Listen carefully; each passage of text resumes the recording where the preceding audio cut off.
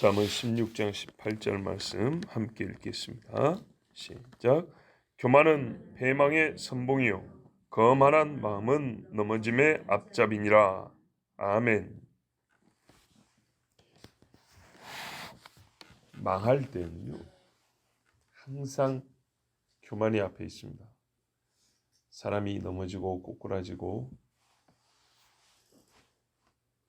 무엇인가 문제가 있을 때는 보면 이 거만한 마음, 자기를 크게 생각하고 높이는 그런 마음들이 먼저 앞서갑니다. 그리고 일도 망했을 때 보면 누가 그 일을 주도했느냐 하면 이 남보다 자기를 높게 생각하는 못된 마음을 가진 사람이 일을 주도했을 때 망하는 법이 많습니다. 살펴보면 그렇습니다. 매우 사소한 일부터 한번 생각해 보면요. 명절에 음식이 맛있잖아요. 또 옛날에는 잘 못 먹고 살던 시절에는 명절을 기다리지 않습니까? 그래서 막 먹습니다. 그러면 어른들이 그러다 탈난다 천천히 먹어라. 그리고 조금씩 먹어라. 그런데 걱정 없어요. 그리고 막 퍼먹다가 딱 한 번 얹히면은 이제 그 뒤로 며칠 동안 음식 입도 못 대죠. 매우 사소한 일입니다. 그런데요, 조심히 먹으라는 이유가 다 있어요. 허겁지겁 욕심내다 보면 내가 소화시킬 수 있다고 생각하다가 탈나고 이가 괜찮다고 생각하다가 대충 씹어먹다가 넘기다가 걸리죠. 그래가지고 며칠 고생 정말 힘들게 해야 됩니다. 공부 좀 한다고 선생님 안 계실 때 선생 노릇하는 애들이 있습니다. 제가 공부 좀 잘한다고 그건 성적이 좀 좋은 것뿐이지 같은 학생인데도 조금 성적 좋은 것을 마치 선생과 제자 사이 어디쯤엔가 있는 것처럼 생각하고 선생님 없을 때 아이들을 막 이렇게 다스리는 그런 애들이 있습니다. 그러다 선생님한테 딱 걸리죠. 뭐 어떻게 합니까? 걔는 학기 내내 선생님한테 혹 더 흠잡힐까 싶어서 선생님 앞에 불안불안하게 학교 생활을 해야 됩니다. 공부를 잘하면 그냥 잘한 것으로 끝냈으면 박수 받고 말았을 것인데 선생 노릇하다가 망신을 당합니다. 불안하게 학교 생활을 해야 됩니다. 경제 생활을 할 때도 그런 일이 많죠. 뭐가 좀 된다 싶을 때 신중하고 겸손해야죠. 지나치게 자기 분수와 분량을 넘어서서 경고를 듣지 않고 일을 버리고 느리고 쌓고 하다가 한순간에 확 무너져 버리죠. 그런 분들이 얼마나 많냐면 노숙하는 분들 중에 왕년에 잘 안 나갔다는 분들이 그렇게 별로 없습니다. 내가 옛날에 뭐 했고 이런 사람들이 얼마나 많습니까? 다른 사정들도 있지만 교만해서 그렇게 된 경우도 적지 않다는 겁니다. 조용히 넘어가도 될 일을 자기 힘을 믿고 과시하고 다툼을 유발하는 사람이 있습니다. 야, 서로 지나 부딪혔으면 죄송합니다 이러가면 될 건데 뭐유 이러면서 이제 시비를 괜히 걸죠. 그래 안 해도 되는데 이제 문제는 그러다가 자기보다 센 사람한테 뒤지에 두드려 만다는 겁니다. 그럼 어떻게 해요? 세상에 강한 사람이 많구나. 뭐 이러면서 한숨 쉬는 경우. 자, 이건 우리가 경험하는 일상에서 있는 사실은 뭐 큰 일은 아니고 좀 작은 일들에 속하는 것들입니다. 조금 시야를 넓혀서 성경과 세계의 역사 안에서 몇 가지만 살펴보면 사도행전 12장에 보면 헤롯이 있습니다. 이 헤롯이 사람들이 많이 모이는데 왕복 입고 나갔습니다. 손 한 번 드니까 사람들이 막 함성을 지릅니다. 그러면서 이제 연설 시작합니다. 뭐 짐은 이러면서 뭐 한마디 하니까 사람들이 아부하는 사람들이요. 와 이건 사람의 목소리가 아니고 신의 소리다. 그러면서 뭐 신이시여 그러면서 뭐 오버하는 사람들이 있습니다. 자 그러면 그러지 마십시오. 이래야 되는데 그렇지. 이랬다가 하나님이 충이 먹어 죽으니라 그랬어요. 충이 뭐니까 벌레죠. 우리의 눈에 보이는 벌레도 있지만 보이지 않을 정도로 작은 벌레가 훨씬 더 치명적이죠. 그래서 죽었습니다. 하나님이 얼마나 교만한 걸 금하시냐면 3만 명 모였는데 300명 냉가놓고 다 보내버리라고 그랬습니다.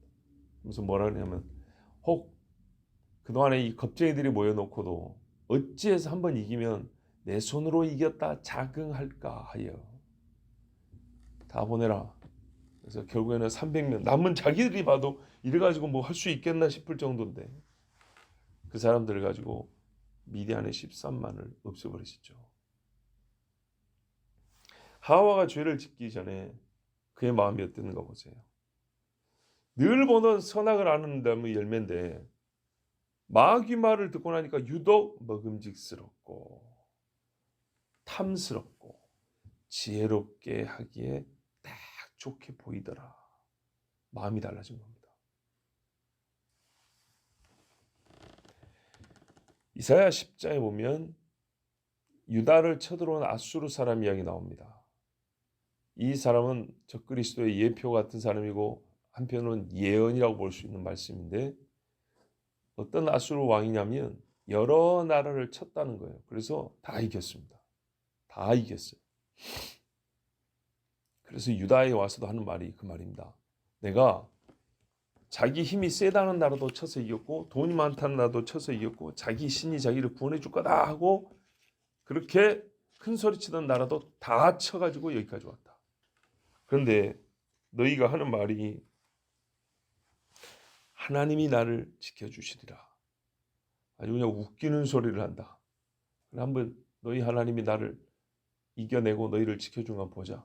이렇게 큰 소리칩니다. 히스기야 때 있었던 일이죠. 자, 그래서 하나님이 뭐라 그럽니까?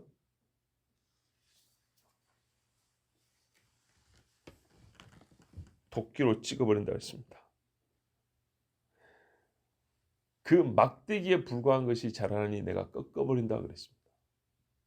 그리고 히스기야 때 온 아수르 대군은 18만 5천이 하룻밤에 천상 한 바퀴 휙 지나가니까 숨이 싹 걷어져 버렸죠.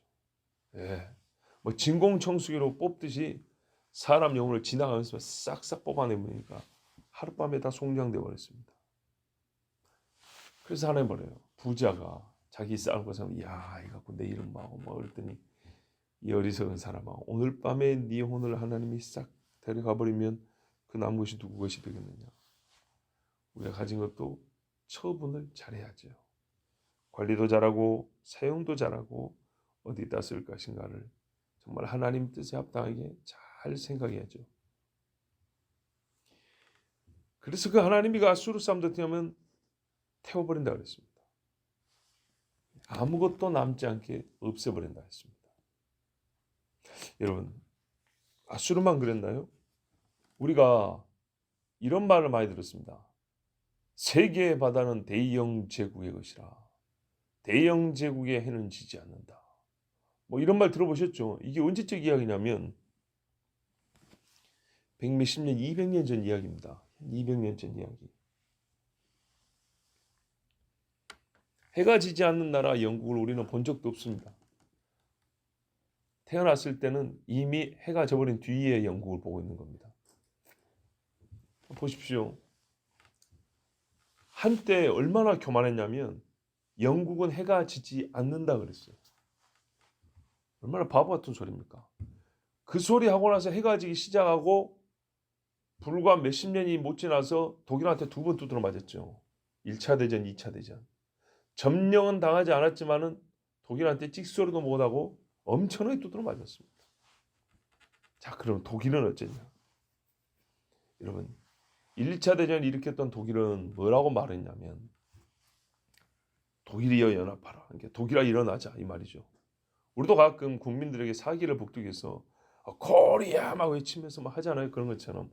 그 외칠 수는 있어요. 근데 이게 이제 교만해지면 어디까지 하냐. 오늘은 독일, 내일은 세계. 세계를 정복하자고. 이렇게 소리를 높였습니다. 그 결과 어떻게 됐냐. 독일 청년들 400만 명이 죽었어요. 이 구호를 외치고 세계를 먹자고 교만한 마음을 품고 몇십 년 지나고 나니까 몇십 년이 뭐예요? 몇 년 지나고 나니까 독일 젊은이들 중에 400명이 없어져 버렸어요. 400만 명이 없어져 버렸어요. 유대인 600만 명 죽인다고 건방지게 유대인들을 없애버리자. 우리 아리안족의 혈통을, 세계에서 가장 뛰어난 우리 민족을 세계 지배자로 세우자. 이 교만한 소리하고 자기들은 400만 명이 없어졌어요. 청년만 400만 명이 죽었어요.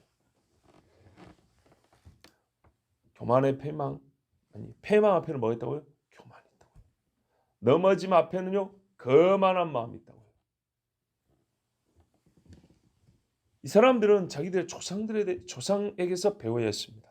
그래서 유럽 국가에 옛날에 그리스가 뭘 자랑했습니까? 지식과 지혜를 자랑했습니다. 자기들을 다 밑에 있다고 생각했습니다. 저 어리석은 놈들 그랬습니다. 로마의 검에 싹 베어고 잘려 없어졌습니다. 자, 그 다음에 어떻게 했냐? 우리가 역시 보지는 못했지만 이런 말은 들었죠. 세상 모든 길은 로마로 통한다. 무슨 말이에요? 로마가 세상의 중심이라는 얘기입니다. 로마가 세상 제일 위에 있다는 얘기입니다. 얼마나 같습니까? 로마가 어떻게 무너진지 아십니까? 결과를 말하면 훈족, 동고트족, 반달족, 게르만족 등등 로마가 야만이라고 불렀던 이 사람들한테 다 찢어졌습니다. 교만은 패망의 선봉이에요. 로마는 안에서부터 무너졌습니다. 로마는 동성애와 쾌락과 부정부패가 만연해서 속에서부터 무너졌다. 이건 역사가들의 일치된 견해입니다. 아시아의 왕처럼 자기보다 큰 자를 밟고 일어서서 세계의 맹주가 되겠다고 소리쳤던 나라가 있었죠. 불과 100년이 안 됐습니다. 일본입니다. 하루아침에 패전국이 됐죠. 동방의 여우 주제, 잠자는 사자의 코털을 건드려서 아주 그냥 초죽음이 되게 박살이 나버린 나라가 일본입니다. 그 전에 동방에 교만한 나라가 누굽니까? 중국입니다. 중화 사상이라고 그러죠. 바로 그 말이 무슨 말이냐? 중국이 세상의 가운데란 말입니다. 꼭 교만한 사람이 그렇게 말합니다. 자기들이 가운데라고. 자기들 중심으로 다 해석을 하고 내 밖에 있다고 말합니다. 그래서 중국도 자기 나라 밖에는 전부 다 야만, 오랑키 이렇게 불렀습니다. 그 중국이 서양 나라한테 아주 그냥 밟히고 찢기고 쥐어 터졌잖아요. 그거 보고 조금 후에 일본이 러시아도 읽어보고 중국도 이겨보고 그런 다음에 미국도 한번 건드려 본다고 그러다가 안 망하고 안 없어진 게 다행이죠. 자, 여러분, 우리가 아는 위인들 중에 혹시 교만한 사람 있습니까? 정말 우리가 존경하는 사람들 중에 교만한 사람 있습니까? 없지요. 그렇습니다. 자, 이 교만과 거만이 영원한 것과 관계되면 얼마나 더 중요해지느냐. 하나님의 나라에 들어가는 길을 스스로 막는 것은 자기 안에 있는데 자기의 교만한 마음입니다. 거만한 태도가 하나님 나라를 향하는 자기 발목을 스스로 부러뜨리는 것과 같습니다. 왜요? 넘어지잖아요. 이 거만한 마음 때문에 넘어지고 다리가 부러져 못 일어난단 말이죠. 크게 두 가지 경우가 있죠. 나는 죄가 많아서 예수를 믿을 수 없다. 대단히 교만한 말을 했습니다. 왜죠? 당신의 그 많은 죄를 당신이 감당 못하니까 가지고 나오십시오 그랬는데 세상에 죄가 많아서 못 간다니요. 병원에 왜 갑니까? 나는 병이 많아서 의사한테 미안해서 병원에 못 가겠어. 이런 사람 있어요? 없지요. 그런데 죄를 가지고 나오세요 했더니 나는 죄가 많아서 못 가. 이렇게 말해요. 그는 속에 자기 스스로 죄에 대하여 무감각하는 게 이게 별게 아니라고 생각하거나 아니면 내가 어떻게 해결해 보겠다는 생각, 교만한 생각입니다. 똑같은 교만인데 나타나는 양태는 반대인 경우가 있죠. 내가 죄가 어디 있어? 나 정도만 하라 그래. 이런 마음이죠.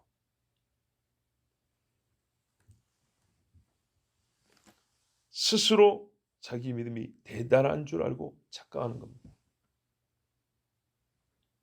우리가 제3자들이 스포츠 경기를 할 때 뭐라고 말이죠?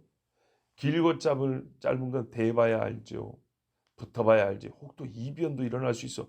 이렇게 말은 잘하면서 자기 자신에 대하여는 내가 평온할 때는 믿음이라도 조금 어려운 일이 있으면 무너질 수도 있어. 내가 참 여기 있을 때는 이렇게 예수 믿는 폼을 잡을 수 있어도 나 스스로도 보면 조금 마음이 좀 상하고 기분 나쁘면 하나님이고 뭐고 없고 이런 생각이 나도 모르게 이렇게 스쳐 지날 때가 있다니까. 자, 이런 일 있습니까 없습니까? 있죠. 그 순간 확 한 번씩 흔들리는, 지진 나듯이 흔들리는 그런 믿음을 가지고 있는 게 우리입니다. 그런데도 누군가하고 비교하고 부딪힐 때는 자기 믿음의 크기를 자랑하고 남이 알아주고 높여주기를 바라는 마음 같습니다. 이게 바로 예수님과 다투었던 서기관과 바리새인들의 마음입니다. 그래서 이 교만한 마음을 가진 자는 천국에 못 갑니다.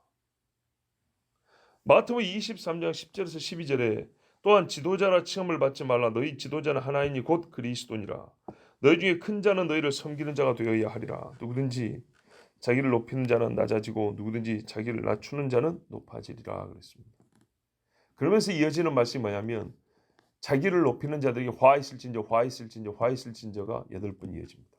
정죄를 해버립니다. 이게 구원과 관계된 이야기입니다. 여러분 사울이 왜 망했습니까?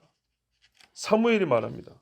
사무엘상 15장 17절 이하에 사무엘이 가로되 왕이 스스로 작게 여길 그때에 이스라엘 지파의 머리가 되지 아니하셨나이까. 여호와께서 왕에게 기름을 부어 이스라엘 왕을 삼으시고 또 왕을 길로 보내시며 이르시기를 가서 죄인 아말렉 사람을 진멸하되 다 없어지기까지 치라 하셨거늘. 자, 작을 때 하나님 부르시고 왕 세우고 명령을 내렸어요.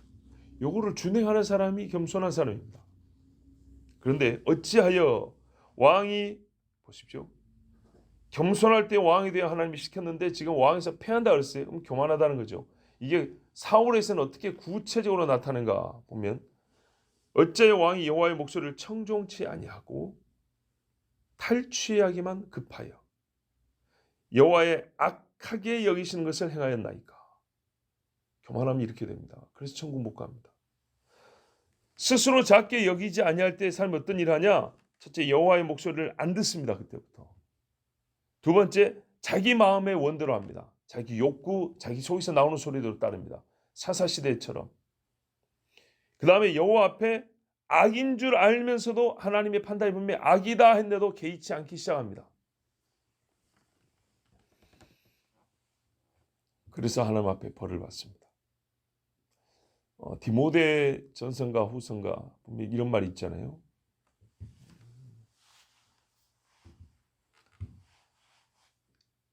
하나도 알지 못하는 교만한 자인데 집에 문을 열고 들어와서 집안에 있는 부녀들을 미혹하는 자가 있다 그랬습니다. 자, 여러분, 부녀가 부녀를 서로 미혹하는 경우도 있습니다. 지난 주일인가요? 마치고 이렇게 내려가는데 밖에 두 젊은이가 서 있었어요. 저보고 목사냐 그래요. 그렇다 했더니 유인물을 나누면서 저희는 신천지인데요. 저희 목사님이 요한계시록 세미나인데 한번 와보세요. 아주 당돌하게 또 배포가 좋게 그렇게 말하는 거예요. 이야, 몇 년 전에 그쪽 분들이 오셔가지고 저랑 밥도 먹고 얘기도 하고 그랬는데, 그래서 저보고 꽤 좀 높여주는 거예요.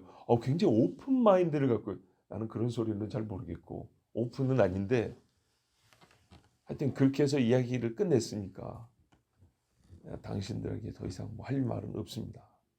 그랬더니 누구하고 얘기를 했냐고. 그러니까 자기들이 더 많은 거를 알고 제공해 주겠다는 거죠. 그래서 당신들보다 높은 사람들, 당신들 가르치는 사람을 만났으니까 뭐 더 할 말이 있겠어. 이러면서 하여튼 보냈어요.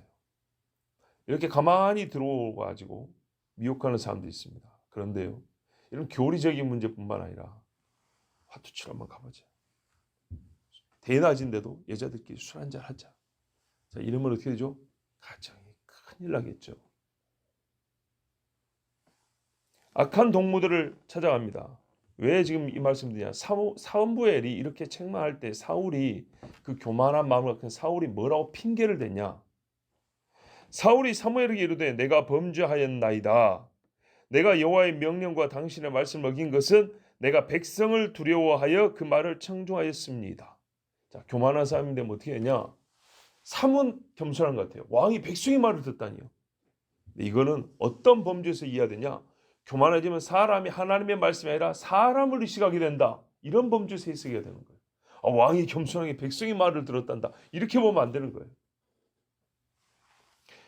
교만한 마음을 가진 자들은 교회에서 분명히 하나님의 말씀을 들어놓고도 집에 가서는 이웃 사람들이 괜찮아 한잔해 하면 거기 따라간다는 말입니다. 이웃과의 관계를 위해서. 교만한 마음과 거만한 행동은 모조리 사람에게 사람을 위하여 사람을 목적으로 하여 사람을 의식하는 마음과 그로 인한 행위들입니다. 바리새인들도 사람의 영광을 하나님의 영광보다 더 사랑하였다. 예수님이 그렇게 말씀했습니다. 만일 하나님께 대하여 하나님을 위하여 하나님의 영광이 목적이라면 결코 사람을 의식하지 않습니다. 의식이 된다는 것은 전혀 이렇게 느껴지지 않는다는 게 아닙니다. 그러나 자기 행동을 결정할 때 말을 결정할 때 하나님을 생각하고 최종 결정을 내린다는 얘기입니다. 그렇다면 우리 중에 교만하지 않은 사람이 어디 있습니까? 설교하는 저 역시도 사람을 의식하지 않고 사람 생각 안 해본 적이 어디 있겠습니까? 다 해본 거 아닙니까? 그래서 우리 스스로 어떻게 했냐? 믿음이 없다라는 겸손도 아닌 아무것도 아닌 소리는 할 것이 아니지만 스스로 자기 믿음이 크다 이렇게 말할 수 있는 사람은 없습니다. 그래서 주님 앞에 바울이 그러잖아요. 오라 공고한 사람이로다. 이 사망의 몸에서 누가 나를 건져내리랴. 이게 하나님 앞에 겸손한 사람의 태도입니다. 그러면 하나님은 겸손한 자들에게 뭘 약속하냐? 굉장히 큰 복을 약속합니다. 교만한 자들의 소원이기도 한 것들인데 교만한 자들 이걸 원해요. 그러나 교만한 자는 절대 얻지 못합니다. 사람이 다 칭찬 듣고 싶죠. 높아지고 싶죠. 그런데요. 교만한 사람은 아무도 그렇게 안 해줍니다. 겸손한 자를 높여주지 교만한 사람은 절대 높여주지 않습니다. 베드로전서 5장 5절 6절에 젊은 자들아 이와 같이 장로들에게 순복하고 다 서로 겸손으로 허리를 동이라. 하나님이 교만한 자를 대적하시되 겸손한 자들에게는 은혜를 주시느니라. 그러므로 하나님의 능하신 손 아래서 겸손하라. 때가 되면 너희를 높이시리라. 아멘. 겸손하면 뭐 한다고요? 높여준대요. 교만한 자가 뭘 원해요?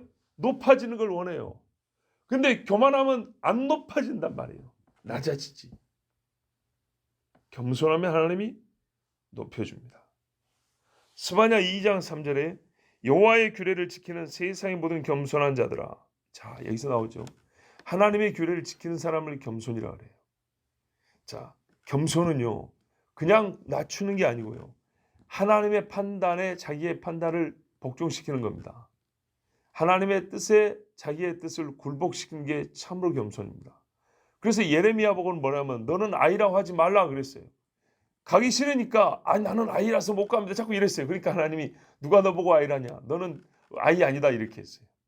모세한테도 그랬잖아요. 나는 말을 못합니까? 얼마나 겸손해야 됩니까? 나는 말을 잘 못합니다. 그랬더니 하나님이 뭐래요? 그런 소리 하지 마. 누가 입을 지었냐. 네 입에 내가 할 말 다 담을 적에 가 그랬어요. 그럴 때는 가겠습니다. 이게 겸손한 거예요. 그렇게 겸손한 척하다가 오히려 불순종하려고 겸손한 척하다가 하나님 앞에 얼마나 호되게 야단을 들었어요.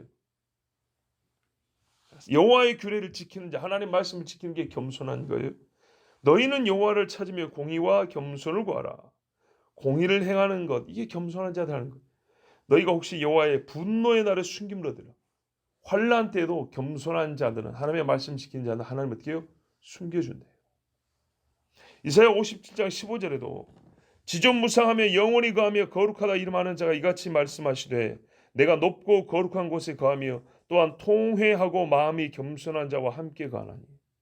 겸손한 자는 울어요. 다윗을 보십시오. 왕좌 앞에 내려와서 울었어요. 이는 겸손한 자의 영을 소성케 하며, 다윗이 뭐라 했어요? 주께서 내 영을 소성케 한다 그랬지 않습니까? 통회하는 자의 마음을 소성케 하려 함이라. 그래서 하나님이 겸손하라 그랬어요. 그 영혼을 살려주기 위해서 하나님이 겸손하라 그랬어요. 그러면 이렇게도 물을 수 있겠죠. 망하는 자 앞에 가면 교만이 있고요. 넘어지는 무리들 앞에 하면 거만한 자가 앞잡이로 서 있어요. 자, 그러면요. 하나님이 높여주시는 사람에게는요. 그 사람에 가면 겸손이 그 앞에 있어요. 하나님께서 높여주시는 무리들 가운데 가면요. 주님 앞에 자기를 낮추는 자가 앞에 서 있어요. 이것이 아주 중요한 하나님의 말씀 진리입니다. 우리가 예수를 모를 때도 교만한 자를 존경하는 경우는 없습니다. 이건 하나님께서 우리 마음에 주신 양심에 따른 판단이 그렇게 하기 때문입니다. 하나님이 높이 있는 사람은 겸손한 사람입니다. 그리고 하나님께서 모든 사람에게 칭송을 듣게 하는 사람도 겸손한 사람입니다. 그런데 그 겸손을 하나님이 하시는 말씀은 무조건 낮추는 것, 그거는 겸손이 아니라 아부와 아첨이 될 수도 있습니다. 그래서 하나님이 말씀하는 정말 자기를 낮추는 겸손은 울어야 할 때 웃고 울고 하나님의 판단에 자기의 뜻을 복종케 하고 하나님의 명령을 순종하면서 주님 나는 모릅니다. 힘이 없습니다. 나를 도와주시옵소서. 솔로몬이 뭐라 했어요? 다 가져놓고도 하나님 나는 어린아이입니다. 이렇게 말할 때 주께서 마음에 합한 겸손이라 그렇게 여겨주셨습니다. 그래서 하나님 앞에 겸손한 자는 역시 하나님이 높여주시니 우리도 또한 그 사람들, 그 이름을 높이는 것입니다. 기도하겠습니다.